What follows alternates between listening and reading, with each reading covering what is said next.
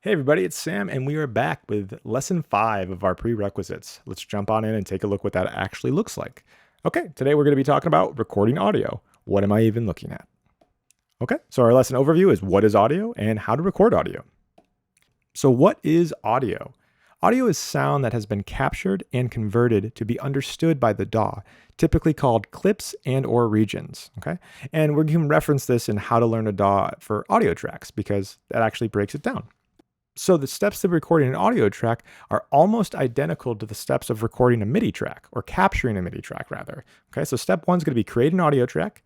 Step 2 is going to be make sure that input is correct, and that's when we're talking about signal flow, and we'll show you all of this. And step 3 is going to be press record enable on the track, just like on a MIDI track, and then step 4 is going to be hit record. That being said, how do I edit audio? And the answer is lots of ways. So another short lesson on this one, but remember, we're just establishing the technical tools so we can support the creative ventures a little bit later in the lectures. Great job on this one. We'll see you there.